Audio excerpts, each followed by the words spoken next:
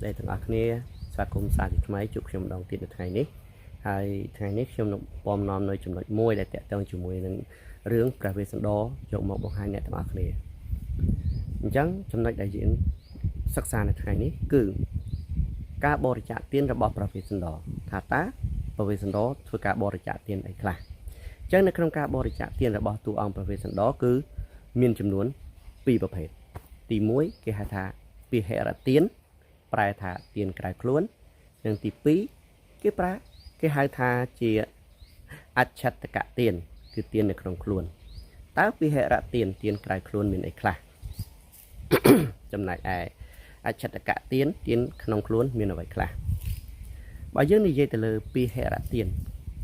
ដែលជាទានក្រៅខ្លួនដែលព្រះវេស្សន្តរបានធ្វើការបរិច្ចាគនោះរួមមាន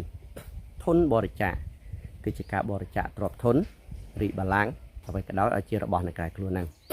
ទី2គឺបុត្របរិច្ចាគគឺការបរិច្ចាគនៅបុត្ររបស់ខ្លួន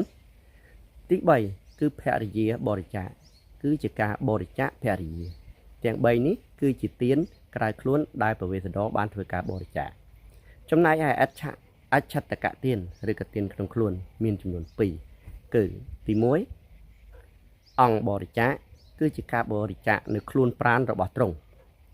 ឯចំណុចទី2គឺជីវិតបរិច្ចាគគឺជាការបរិច្ចាគជីវិតរបស់ខ្លួនដូច្នេះទាំង5នេះគឺសុទ្ធតែជាទានដែលព្រះវេស្សន្តរបានធ្វើការបរិច្ចាគក្នុងជាតិជាព្រះវេស្សន្តរដែលបំពេញនៅទានបារមីដើម្បីត្រាស់ដឹងជាព្រះសម្មាសម្ពុទ្ធអញ្ចឹងថ្ងៃនេះគឺមានតែប៉ុណ្ណឹងខ្លីៗសម្រាប់អ្នកទាំងអស់គ្នាជួបគ្នានៅវីដេអូក្រោយខំប្រឹងសិក្សាទាំងអស់គ្នាជួបខ្ញុំនៅវីដេអូជាបន្តទៀតបាយបាយ